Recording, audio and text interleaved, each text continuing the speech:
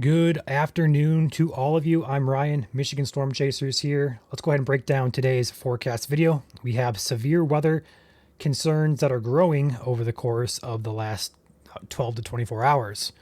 Let's go ahead and break it down. Before I start though, shout out to today's spotlight sponsor, McKay Tree Specialist, based out of Southeast Michigan. For all your tree cleanup and cutting needs, feel free to give McKay Tree Specialist a call. Number to get a hold of them is 248 308 7308. And thank you to McKay for sponsoring today's YouTube video. Let's go ahead and go over the risks today. SPC has upgraded portions of South Michigan into an enhanced risk for severe weather. That's your orange area.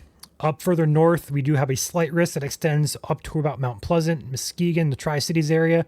And then further north in dark green is your low-end marginal risk here. So all hazards are possible, especially across the orange and yellow areas. Let's go ahead and break it down from most concerning to least concerning, starting with our wind. The wind is the most concerning threat today. I'll show you guys why in just a second. So highest risk there in red, a medium risk, so to speak, in yellow, and a lower risk up there in the brownish red color further north. Number 2 risk today, hail. It's a lower risk than a wind, but still a risk nonetheless across the yellow and shaded areas, as well as a brownish red color up there, highest in yellow. And then last but not least, the tornado risk is certainly there in the state of Michigan today, an all hazards event for the state. Highest is going to be across the southern portion of Michigan. But I'll go ahead and show you guys the future radar here to talk about what we could expect. So jumping into the forecasted model, this is at 11 a.m. Now we're at 12 p.m. here. We have ongoing on radar now live. We do have some showers and storms developing across the western part of Michigan. Those may become severe, but I don't think they will. Okay, I'll go ahead and say it right now. I don't think they will. The main concern arrives a few hours later. Let's go ahead and take this through the mid-afternoon time frame. Here's 1 p.m. Here's 2 p.m. Here is 3 p.m. There is 4 p.m. And by 5 p.m. we have a nice line that is developed across the western side of Michigan, pushing east with a little bit northward movement, so east-northeast at about 40 to 50 plus miles per hour. That will push into the state here. Here's 6 p.m., here's 7 p.m., here's 8 p.m. By about 9 o'clock or so, those storms are moving out of the state into Ontario and Ohio. So backing it up here, starting around that 4 to 5 o'clock time frame, ending about 9 to 10 o'clock. So to be safe, as early as 3 p.m., as late as about 11 p.m., is the expected arrival of these storms. West to east, very quick movement.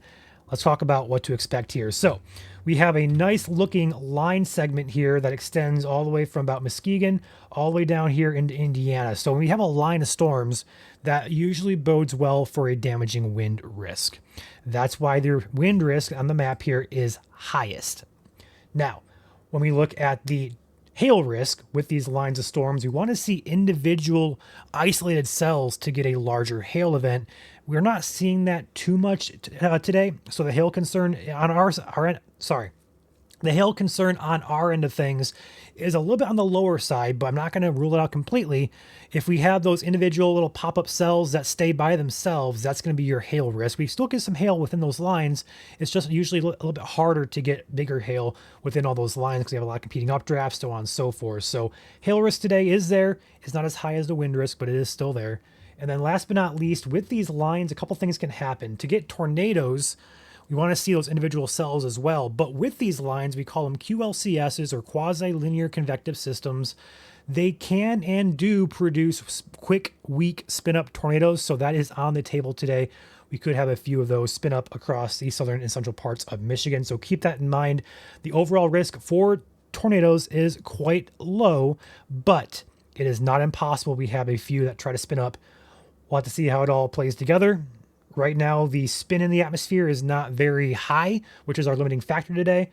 But sometimes these QLCS lines can do some little funky things. So watching very carefully. Wind will still be primary concern across the entire risk area, followed by hail. And then the tornado risk will be on the lower side, but definitely not impossible. Main time frame again, 3 p.m. to 10 p.m. That is today's outlook. We'll have you guys covered here, YouTube, Facebook, X, and Twitch live for any and all severe warnings and tornado warnings in the state of Michigan. Fast forwarding Wednesday, we are already in an enhanced risk for Wednesday. Yes, you are hearing that correctly. The SPC outlook here does have the southern part of Michigan in a level 3 out of 5 risk already for the midweek time frame next week, and a slight risk in yellow extends pretty much all the way up to the northern tip of lower Michigan. That could become a concern for severe weather. The SPC is using language like significant, outbreak. We'll have to keep an eye on it. I don't want to get all worked up about this just yet. We have today to get through. We have 4 or 5 days. Things can change. We're not going to lock in a forecast, but midweek time frame, watch very closely. We could have another round of severe weather that could be of significance. With that being said, ongoing ice storm continues up in the northern lower part of the lower peninsula, as well as parts of the upper peninsula as well. We are mobilizing efforts to produce supplies and relief. We have a GoFundMe pinned on our Facebook page. I'll also drop it in the comment section below. Feel free to donate to it. We are mobilizing the upcoming week here to drop off supplies as well as purchase supplies with the money donated. So feel free to support the cause if you feel the need to. With that being said, I'm going to pop out of here. And again, we'll be live covering the event today, should any warnings be issued today. Stay safe, guys. Make sure you have numerous ways to receive warnings.